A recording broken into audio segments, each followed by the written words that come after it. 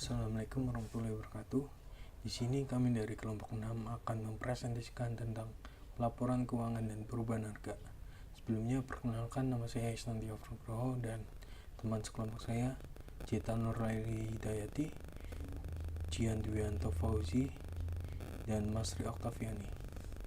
Ya, langsung saja kita. Yang pertama adalah definisi perubahan harga. Untuk memahami istilah perubahan harga, kita harus membedakan antara pergerakan harga umum dan pergerakan harga spesifik. Perubahan harga umum terjadi apabila secara rata-rata harga seluruh barang dan jasa dalam suatu perekonomian mengalami perubahan. Disebut inflasi jika kenaikan harga secara keseluruhan dan disebut deflasi jika terjadi penurunan harga.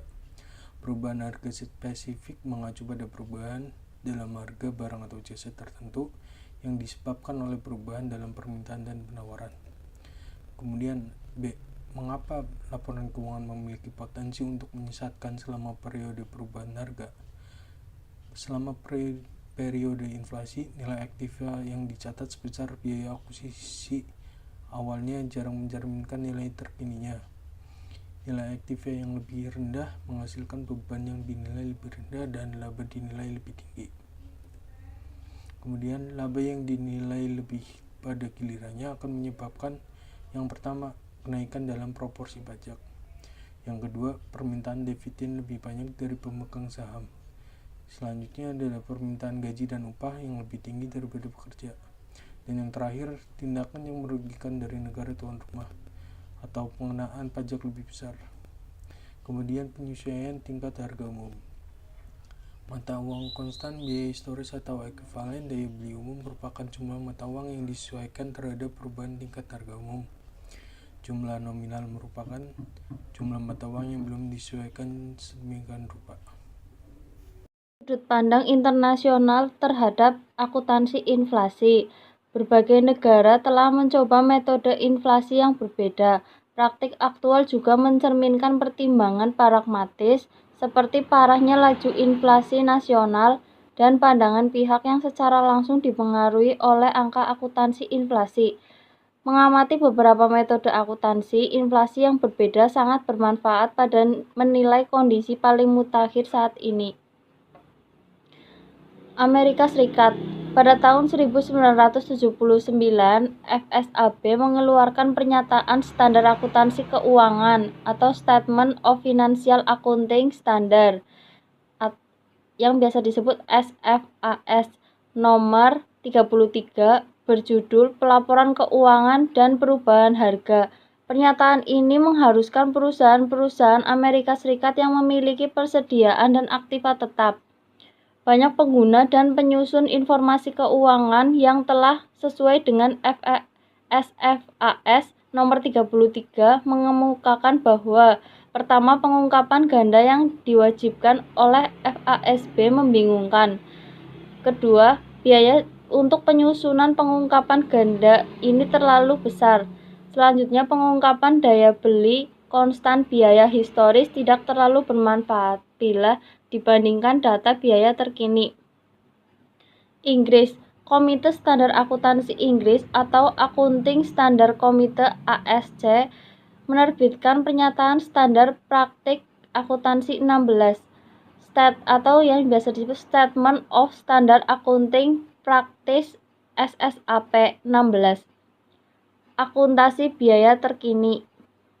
Perbedaan SSAP 16 dengan SFAS 33 yaitu apabila standar AS mengharuskan akuntansi dolar konstan dan biaya terkini, SSAP 16 mengadopsi hanya metode biaya kini untuk pelaporan eksternal.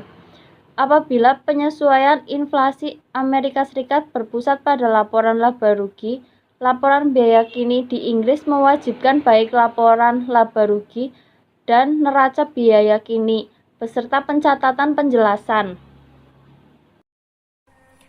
Selanjutnya, standar di Inggris memperbolehkan 3 pilihan pelaporan. Yang pertama, menyajikan akun-akun biaya kini sebagai laporan keuangan dasar dengan akun-akun pelengkap biaya historis.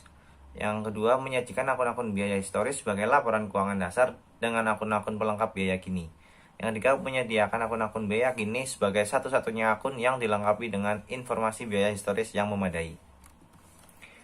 G. Badan Standar Akuntansi Internasional (IASB) telah menyimpulkan bahwa laporan posisi keuangan dan kinerja operasi dalam mata uang lokal menjadi tidak berarti lagi dalam suatu lingkungan yang mengalami hiperinflasi. Secara khusus, laporan keuangan suatu perusahaan yang melakukan pelaporan dalam mata uang perekonomian hiperinflasi, apakah didasarkan pada kerangka penilaian biaya historis atau biaya kini, harus disajikan ulang sesuai dengan daya beli konstan pada tanggal neraca. Aturan ini juga berlaku untuk angka terkait dalam periode sebelumnya. Perusahaan yang melakukan pelaporan juga harus mengungkapkan yang pertama, fakta bahwa menyajikan ulang untuk perubahan dalam daya beli unit pengukuran telah dilakukan. Kerangka dasar penilaian aktiva yang digunakan dalam laporan keuangan utama yaitu penilaian biaya historis atau biaya kini. Identitas dan tingkat indeks harga pada tanggal neraca beserta dengan perubahannya selama periode pelaporan. Keuntungan atau kerugian moneter bersih selama periode tersebut. Isu-isu mengenai inflasi. Yang pertama, apakah dolar konstan atau biaya kini yang lebih baik mengukur pengaruh inflasi?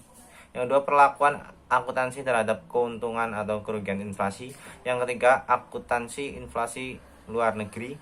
Yang keempat, menghindari fenomena kejatuhan ganda. Selanjutnya yaitu ada keuntungan dan kerugian inflasi.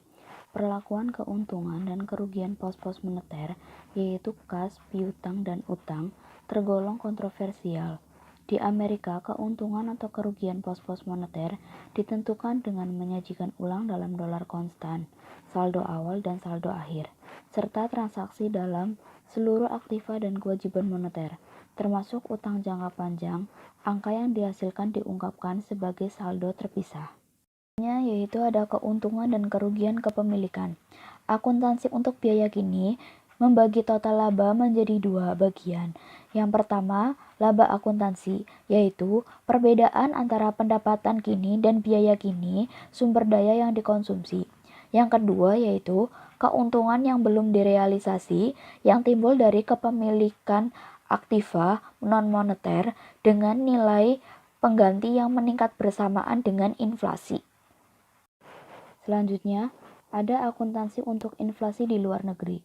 Para investor memberi perhatian terhadap potensi perusahaan untuk menghasilkan dividen, karena nilai investasi mereka sangat tergantung pada dividen di masa depan.